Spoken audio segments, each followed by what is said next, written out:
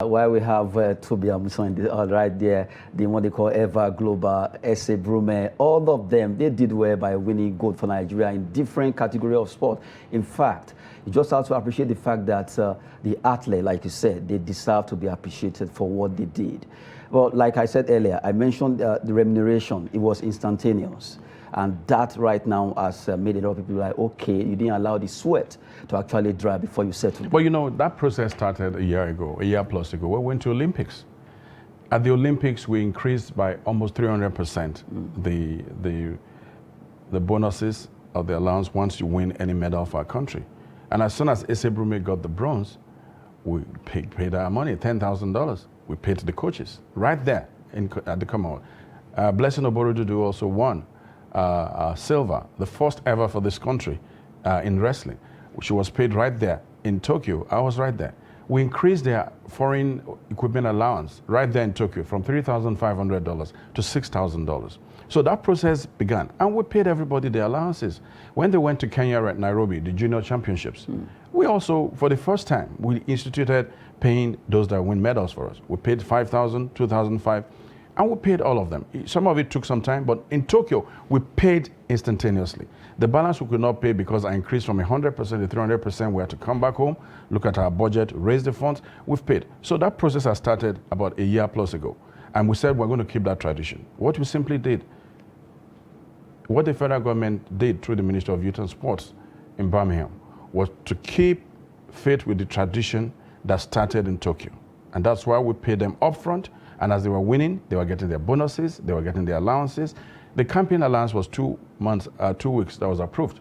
Just before we left, I approved another extra week, making 3 weeks of camp allowance. We had never given home-based athletes equipment allowance before. We introduced it this time, $500 all of them. Then we'll come back, look at our budget, and see how we can increase it. Foreign-based athletes all got $5,000. So it's a tradition that started a year ago. We're trying to see how we can increase our budgetary allocation. We're trying to make sure that we are upfront in what we have, in what we will do. We get on the same page with the athletes because we can't hide the figures. This is what we have. This is what we'll give you. And we're going to make sure we'll give you in good time. Good one there. We've been talking concerning the Commonwealth Games that happened in Birmingham. The performance of Team Nigeria was outstanding. And now we have the Honorable Minister talking about that. Let's go to the issue that actually started it all. Adopt an Athlete initiative, adopt the facilities, stadium, all those. That particular Adopt an Athlete really is paying off concerning Nigerian athletes. Let's look at performance, welfare. Absolutely. You know, barely a few months after I took over as the Minister of Youth and Sports, I was really concerned about the welfare of athletes. I haven't been a journalist for over 2 decades, almost 3 decades. I've also known that the issue of welfare has been a challenge. In other countries, if you're an athlete, national athlete running for your country, playing for your country, is almost you are employed. You get monthly subventions. Some of them are with sports commissions. Some of them are just on their own. So they have to, eke out a living. They have some other jobs. And then they miss out on the number and the quantum of hours they need to train. Let me tell you, before you can attain podium performance, except you have extraordinary abilities, you would need between 200 to 250 hours of training and competition. That's the way it is. So they spend time going to do some other jobs instead of spending time with their coaches, spending time training, spending time going to competitions. So I say welfare is important because we need some money. So we came up with the idea of Athlete Adopt Initiative. And then we had a number of flavors. Those flavors are Adopt an Athlete, Adopt a Facility, Adopt a Sport. And the build up to the Olympics, we saw what happened. We got, at the last count, we got 44 of our athletes adopted. $10,000 to home-based, $20,000 to the foreign-based. Yes. And that was through a public-private partnership and understanding. All of that money came from state governments, organizations, and private individuals. It's never happened before. And we were clear about it.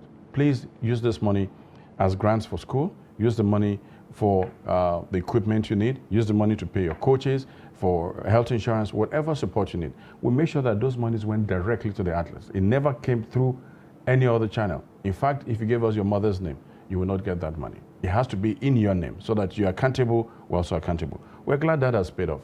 We built in a sustainable model because we want to roll it over. In the next several weeks, we're going to go back to almost all these people that adopted to say, well, we need you to roll it over to another year, until we get to France 2024. And, you know, I'm glad that most of them benefited from it. We intend to get at least 84 of them. So that process has begun. I'm glad that the performance at the World Championship in Oregon and that in Birmingham has clearly seen that beyond football, and this country has talents in other sports. And we can, you know, gold is gold anywhere in any sport. And this country can be celebrated through our other sports. When I came in, let me say this. I said, I will not be a minister of football. Unfortunately, football tends to take most of your time. Football is king in this country. People love football. But there's a renewed love for athletics, for basketball, for other sports. That alone for me is satisfaction. Good one there. Well, I was about taking you on that anyway, but we'll still be coming to that. Now, let's talk about para-sport. You know, when it comes to para-sport, Paralympics, Nigerian para-athletes have really done well. In fact, at the Commonwealth Games, they were still able to win some gold medal for Nigeria. At the Paralympics, we saw what they have done. The likes of Oluwafemi Ayo, Falasha, all of them, they've been fantastic. Lucy Ejike. Now, para-sport in Nigeria, for the first time in the history of Nigeria, the Federal Ministry of Sports actually organized first para-sport festival. Right. It has never happened. Just to give a list of belonging to this side of athletes. Absolutely. Some months back, I decided that we should do an audit and look at our performances at international competitions, all African Games, Commonwealth Games, Olympics. And I wanted to get a sense of the contribution of para sports and, you know, the able sports to our medal haulage and the prominence we have enjoyed. And look at where most of our athletes were when it comes to global ranking. And it's amazing the data that came back. You know, the para sports have lifted us for so long. You know, most of our para power and they're just up there in world ranking. And I said, we need to do something. So what we do? We set up for the first time a department of para sports headed by Dr. Nelson. And I said, we need to run with this. And then he came with a proposal. Let's have the first ever para sports. Because there's a Disability Act already, Mr. President Muhammadu Buhari has given attention to the para people, those that have disability. And in furtherance of that, as the Minister of Youth and Sports, we need to pay attention to para sports, just the same way under youth, we'll look for those that fall within that category and make sure that we get opportunities to them. So we organized the first para sport. We didn't have a budget for it. We ran around, we talked to the states, and I was there. I was there with more than 6 ministers for that para sport. I was also lucky at that time, about 6 PDP governors came, they were planning that convention. I took them to the stadium. I said, these are para people from your states, they've never had it.